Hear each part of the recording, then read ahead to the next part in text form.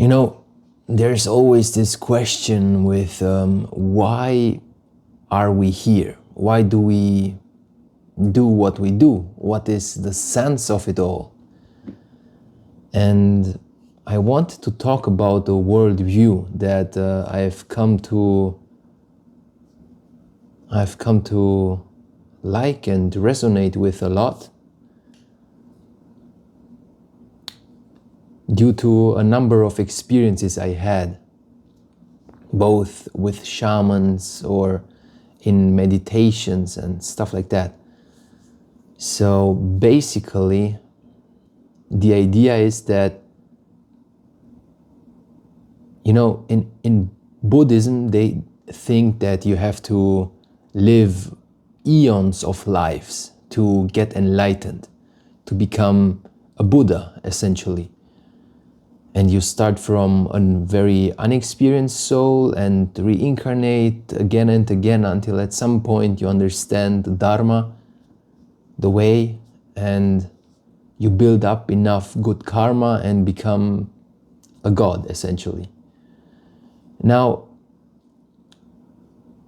I like the idea, but I felt that it had something like missing. Now this is the part where it gets interesting, because in my opinion, I think that we already are enlightened beings. I think that we already are gods. And we don't have to become anything or get anywhere. It's a little tricky. But in some meditations and other experiences, I just felt that advancement is illusionary. And trust me, I love advancing. I have been in love with it since childhood, and you know, I just enjoy, like many others, the idea of building up stats, like in games, like you become better and better and learn a skill and polish something, and you just grow and grow and grow, and it just accumulates more and more and more until at some point you achieve that thing, that spark, that thing that makes you divine. And it's just cool, but it has a number of things I feel like they just don't match reality. Because for once, they always keep you incomplete. Because first of all, to think that you have to get to a point that's up here, you first have to realize that you're down here. And in life, yeah, that might be the case. But when it comes to, let's say, the soul, that just doesn't feel right. It just doesn't feel right. And then, of course, it keeps you engaged with the quest of advancing. And in the back of your mind, there is always this idea that you're not good enough yet, that you still have to do that and do this just to become better. You have to build that good karma. And here's where it gets really tricky. So to those who don't know what karma is, it's essentially, I do a good deed and it's like a boomerang, and at some point it comes back. It's way more complicated than that, okay? But the main idea is that it builds up this program that you do something and expect something in return. So I do good to receive good. And this essentially corrupts the karma. It just takes everything good out of it. And yeah, it's helpful at the beginning because at least you're doing something good. But as long as you expect the result from it, it's broken. It's a very selfish act. It's like giving a present and expecting the other person to give us a present back when it's our birthday. And we do that a lot. We do that with a lot of things, and it just corrupts everything.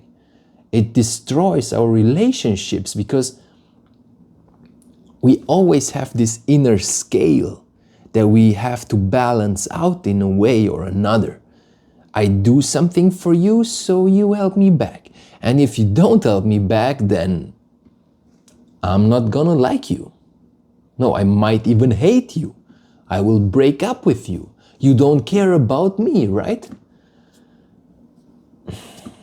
If you look at it, it happens every day in all of our relationships, and it's selfish. But we humans are very selfish, and that's okay. It's not a point that is worth attacking so much. Like, you don't have to be selfish, be altruistic or something. No, it's very hard for us because it's not in our nature. Every good act we do it to be accepted into community, to have relationships with other people, to not die alone, okay? And that's why this thing that doing good things or learning good things or improving yourself to get to a point is so poisonous, venomous. Because you think you're doing something and you meditate. Let's say you meditate, okay? You're meditating. Oh, I meditated today. Oh, I feel so good. Yeah, I feel so enlightened. I'm so much closer to being a Buddha now. And of course, if I meditate and you don't, then I'm sorry, but I'm somewhere up here and you're somewhere down here. It's the same with a lot of things. Like, I don't know, when you do yoga, I do yoga, I'm so stretchy, I'm so connected, I understand things so well. I just feel the Kundalini awakening, and if you don't, then I'm sorry, but you're just not ready yet. You see, it's so easy to put people into these drawers, okay? Because you think you do something and it's worth something, and because the other one, he drinks alcohol, he smokes, he goes partying, bad karma, so you better stay down there, okay? No, don't come close because you corrupt my Zen state. It's also, you feel it, it's not right. These are things you just cannot corrupt. And you know, it's easy to believe them because they give you purpose. And purpose is something we desire so much. And the other worldview I'm explaining, it at first glance, it takes away all the purpose, okay? So that's scary, because what do you do without purpose? We do so many things just to feel like we have a purpose. Our jobs, our families, our achievements. Oftentimes they're just there to fill a void. And what I am saying is that this void cannot be filled. This void is not bad. It's a part of us. It's there. So we are, all of us, every single one of us, is already an enlightened being, is already a God. But you see, life as a God is very different from life as a human. It's nice, but it's very different. So to experience life, we embody this form of a human to feel things differently. Because as a God, from my experience, you feel everything at once. Like all the sentiments, all the emotions, everything is just so connected and so present. And it feels amazing, but it's just not being like this, like we are here now, okay? Because now I feel I feel this suffering and it affects me so much, and I feel this hate and this sadness, and then something happens and it all goes away. And suddenly I'm so happy and I feel like I can do everything and anything, and then that also slips away, and then I get sad and I cry, and it's just this flow, this up and down, this experiencing of one thing and forgetting everything else. When we have a problem, we are so focused on that and we forget everything else. And it just allows us to feel something so intense. And there's beauty in that. There is beauty in not being connected to everything all the time. And I think that's why we are here. That's why God doesn't particularly care if you die at the age of 2 or if you live a life of 110 years.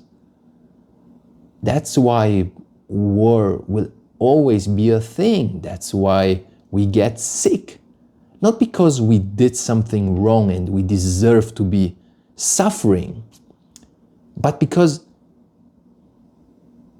we, in our divine form, don't really care what is happening to us, because every experience is so valuable. And it's tough. It's tough because there are a lot of bad things that happen, there are a lot of good things that happen. And to see all of them as necessary and important, it's not easy. But what it gives you is amazing, because what it gives you is freedom. Okay?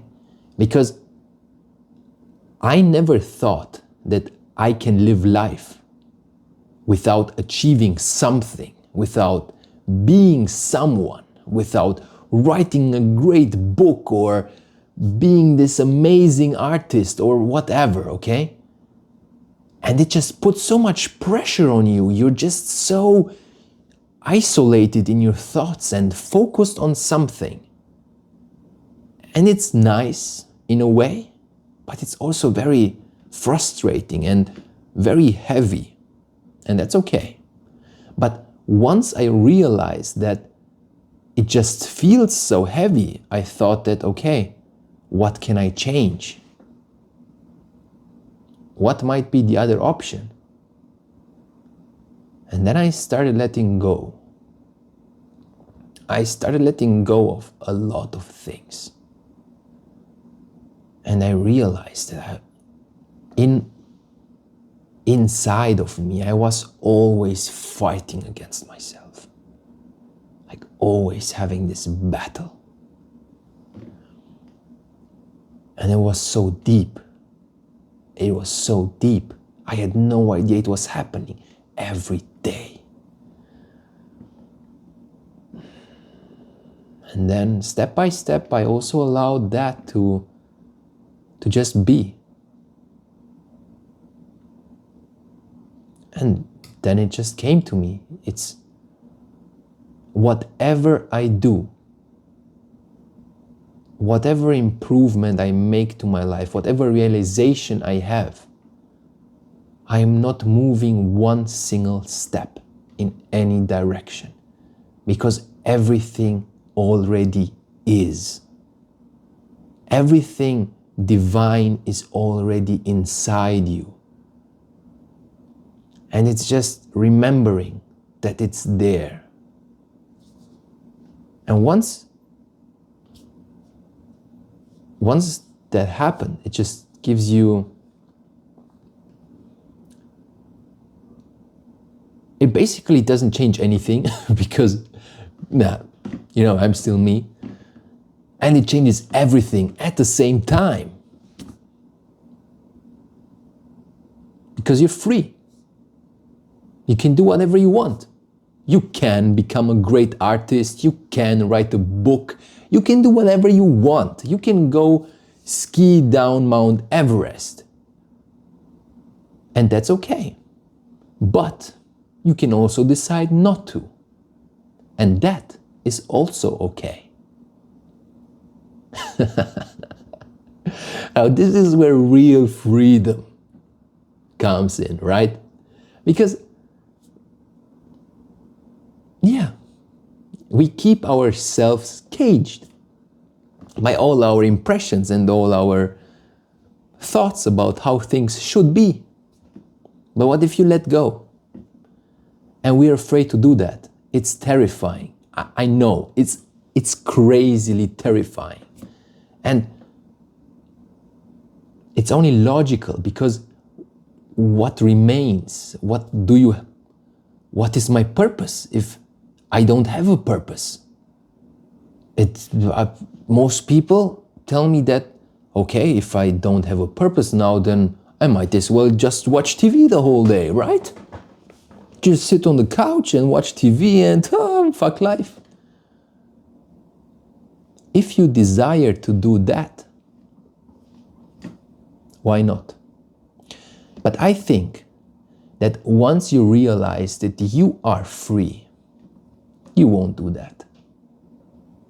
You might do it for some days because it just feels nice. But then you think, I have so much freedom. And there are so many things I want to do. Because we are curious beings, we humans. We just are.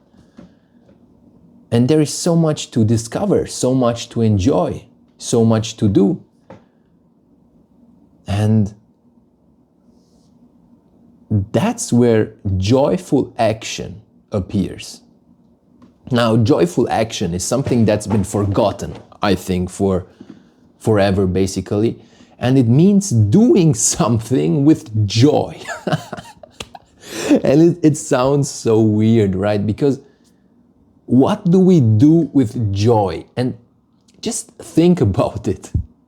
We live our lives, but everything just feels like a chore we have to do. Like, damn, I have to wake up. Damn, I have to drive to school.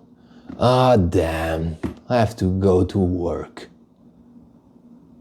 Even the little things. I have to brush my teeth.